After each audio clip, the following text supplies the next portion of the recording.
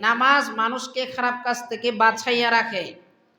আল্লাহ পাক কোরআনের মধ্যে বলেন, ইন্নাস সালাতা তানহা আনিল ফাহশাই ওয়াল মুনকার, নিশ্চয় নামাজ মানুষকে খারাপ কাজ থেকে বিরত রাখে, নামাজ মানুষকে খারাপ কাজ থেকে বাঁচাইয়া রাখে, নামাজ মানুষকে খারাপ কাজ থেকে সরাইয়া রাখে। এখন আপনি বলবেন যে হুজুর, আল্লাহ তো কোরআনের মধ্যে বলছেন যে নামাজ মানুষকে খারাপ কাজ থেকে, অশ্লীল কাজ থেকে দূরে রাখে, বিরত রাখে। এখন কোরআনের আয়াত যেহেতু আমি তো অবিশ্বাসও করতে পারতেছি না, আমার মনরেও বুঝ দিতে পারতেছি না, আমি যে এতগুলা নামাজ পড়ি, নামাজ আমারও তো খারাপ কাজ থেকে বিরত রাখে নাই।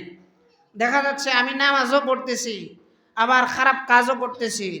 আবার দেখা যায় কোরআনের মধ্যে আল্লাহ বলছেন যে নামাজ পড়লে খারাপ কাজ থেকে আল্লাহ পাক বাঁচায় রাখেন। তাহলে এখানে আমার কথাটা সত্য নাকি কোরআনের কথা সত্য, আমি কোনটা বুঝতাম? এই জিনিসটা বোঝার জন্য সহজে একটা জিনিস বুঝাই। এখানে যে আল্লাহ পাক বললেন যে নামাজ অশ্লীলতা থেকে বিরত রাখে, এখন বিরত রাখে মানে কি বুঝলেন? আপনাকে আমাকে নামাজ পড়তে হবে ওই রকম ভাবে যেই রকম পড়ার জন্য আদেশ করা হয়েছে। এখন আমি যদি ওই রকম ভাবে পড়তে পারি, দেখবেন অটোমেটিক নামাজ আমাকে খারাপ কাজ থেকে বিরত রাখবে। এতটুকু বুঝেন? আপনারা এখানে যারা নামাজ পড়তে আসছেন, এখন কি আপনি বসে বসে বিড়ি খাইতেছেন? কথা বলেন, বিড়ি খাইতেছেন, লড্ডু খেলতেছেন, কোনো প্রকারে অশ্লীল কাজ করতেছেন, কোনো গালাগালি করতেছেন না? কেন? আপনি নামাজ পড়তে আসছেন। তাহলে এই জিনিসটা অন্ততপক্ষে বুঝেন, নামাজ যে মানুষকে খারাপ কাজ থেকে বিরত রাখে, এর সহজ একটা উদাহরণ হইল, অন্ততপক্ষে আপনি যতটুকু সময় পর্যন্ত নামাজের মধ্যে আছেন, ততটুকু পর্যন্ত দুনিয়ার সমস্ত ফিতনা ফাসাদ থেকে আপনি মুক্ত। তার মানে বোঝা যাচ্ছে নামাজ আপনাকে সর্বপ্রকার খারাপ কাজ থেকে বিরত রাখতেছে। তাহলে আমরা কোরআনের আয়াত এবং দুনিয়ার বাস্তব জীবনকে যদি মিলাই, তাহলে দেখতে পারি কোরআনের এই আয়াত 100% সত্য। নামাজ মানুষকে খারাপ কাজ থেকে বিরত রাখে, এর একটা উদাহরণ দিলাম। এখন আসেন, অনেকেই এই সমস্যাটাই ভুগি যে আমার নামাজ তো আমার খারাপ কাজ থেকে বিরত রাখে না, আমি তো গুনাহ করতেছি, এদিকে দেখা যায় লিডারি করতেছি গুনাহের, আবার মাশাআল্লাহ নামাজ পড়তেছি, কোনো সময় প্রথম কাতারেও নামাজ পড়ি। তো হুজুর, আমার নামাজ কেন কবুল হয় না? আমার নামাজ কেন কবুল হয় না? আমার নামাজে আমার কোথায় দিকে খারাপ কাজ থেকে বাঁচিয়ে রাখলো? এর একটা কারণ আমি দেখাই, কেন আপনার নামাজ আপনাকে খারাপ কাজ থেকে বাঁচাইতে পারতেছে না। আমি একটু আগে মাত্র বললাম যে নামাজের চাবি হইল পবিত্রতা, আর বেহেশতে ঢোকার চাবি হইল নামাজ। তার মানে বেহেশতে যাওয়ার আগে নামাজ পড়তে হবে, আর নামাজ যদি পড়তে হয় পবিত্রতা হাসিল করতে হবে। এখন অনেক মানুষ আছে, আমরা আজকেও অনেক মানুষ হয়তো এমন আসতে পারি, থাকতে পারেন, যারা মনে মনে ভাবতেছেন আমি তো গোসল করছি ঠিক হই, উজু করছি ঠিক হই, কিন্তু আমি একটা জিনিস বলে আপনার নিজেরে মিলাইয়ে দেখেন, হয়তো আপনার উজুটা এখনো পরিপূর্ণ হয় নাই, আপনার গোসলটাই হয় নাই, আপনার শরীর এখনো নাফাক। হ্যাঁ, শরীরের মধ্যে আপনি একদম চুলের গুড়ির দিকে নিয়ে পায়ের নোক পর্যন্ত পানি দিয়ে ভিজাইছেন, কিন্তু গোসল বলতে যে জিনিসটা আপনি এখনো আদায় করেন নাই। বলবেন হুজুর এটা কেমন কথা?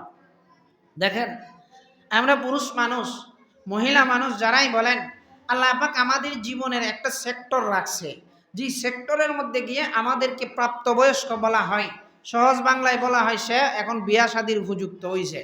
এর চেয়ে ভাঙ্গিয়া বলার দরকার আছে না? বুঝেন, সে এখন বিয়া শাদীর উপযুক্ত হয়েছে, তার মানে আল্লাহ পাকের পক্ষ থেকে তার জীবনের মধ্যে একটা পরিবর্তনের সময় আছে, যে সময়টার মাধ্যমে যখন এই পরিবর্তনটা আসে তার জন্য গোসল করা ফরজ হয়ে যায়।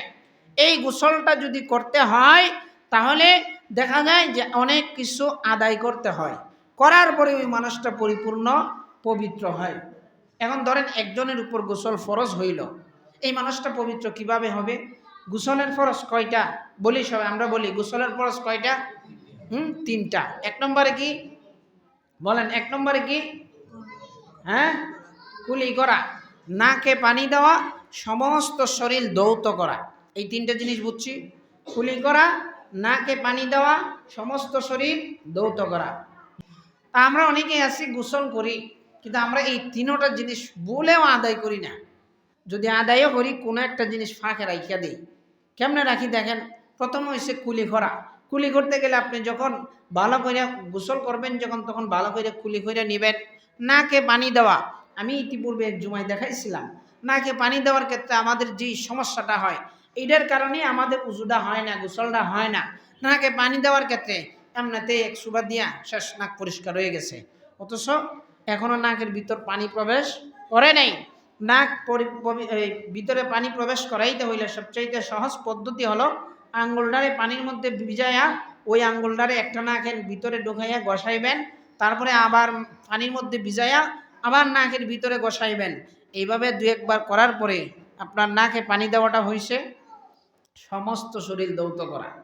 অনেক সময় দেখবেন দৌড় মাইরা বন্তিকে শুক্রবারের দিন হুজুরে খুতবা শেষ হয়ে যাইতেছে, ফাজকুরুনি আযকুরুকুম বইলা ফেলছে, তার মানে এখন নামাজ শুরু করব, তাড়াতাড়ি যাইতেইব।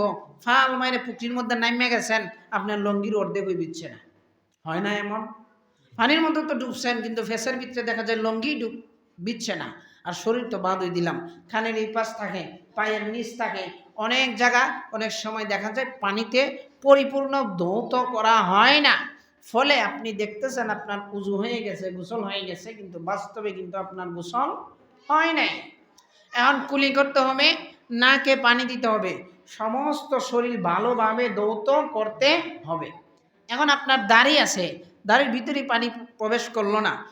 দাড়ির মাসালা হইল, যদি কোনো ব্যক্তির দাড়ি এই পরিমাণ ঘন হয় যে পানি দিলে পানির ভিতরে যায় না, তাহলে সে যদি পানি এভাবে দিয়ে দেয়, কিলাল করে ফেলে, তাহলে ধরা হবে সে দাড়ি ধৌত করে ফেলছে। আর যদি এই পরিমাণ হয় যে আপনার তুতা দেখা যায় পানি দিলে যাইব, কিন্তু আপনি পরিপূর্ণভাবে পানি দেন নাই, আপনার উজু হবে না। এখন আমরা গোসল করতে যে ভুলটা করি, এটাই টুপ করে ডুব দিয়ে উঠতে গেছি, লঙ্গি বাঁধালে শেষ। এখন আইছেন নামাজ পড়তে, আপনি বলেন আপনার উজুটা কি ভালো করে হয়েছে, গোসলটা হয়েছে ভালো করে? আপনি যদিও শরীরের মধ্যে পানি দিয়ে ভরপুর করে ফেলছেন, কিন্তু বাস্তবিক পক্ষে শরীয়ত অনুযায়ী গোসল যারে হয় এখন আপনি আদায় করেন নাই, তার মানে বোঝা যাচ্ছে আপনার শরীর এখনো নাপাক। আর এই নাপাক শরীর নিয়ে মসজিদে আইসা আপনি আল্লাহরে ডাকতেছেন, এক তো হইছে আপনি নাপাক শরীর নিয়ে নামাজে দাঁড়াইছেন, ওইটা একটা গুনার কাজ। 2 নাম্বার হচ্ছে আপনি মনে মনে ভাবতেছেন আমি তো বহুত বড় সবার কাজ করতেছি, নামাজ পড়ছি, ইমাম সাহেবের সাথে দোয়ার মধ্যে আমিন জুড়ে জুড়ে বলছি, আল্লাহ আমার দোয়া কবুল করতো না, মানে এটা হইল নি। তার মানে বোঝা যায় আল্লাহ মন আমার সাথে বেইনসাফি করছে। নাউজুবিল্লাহ। অনেক সময় এমন আসতে পারে না? আসতে পারে, অসম্ভবের কিচ্ছু নাই। আমি তো এতগুলো দোয়া করি, আমার কবুল হয় না, আমার নামাজে আমার খারাপ কাজ থেকে বাধা দেয় না, তার মানে বোঝা গেল আপনার নামাজ এখনো পরিপূর্ণভাবে আদায় হয় নাই। আমাদের গুনাহের কারণে আমাদের নামাজ কবুল হচ্ছে না, আমাদের গুনাহের কারণে আমরা নামাজ পরিপূর্ণভাবে আদায় করতে পারতেছি না বলে আল্লাহ পাক আমাদের দোয়া কবুল করেন না। এখন এই কারণে আল্লাহর প্রতি বিদ্বেষ রাখাটা আমাদের জন্য মোটে উচিত হবে না।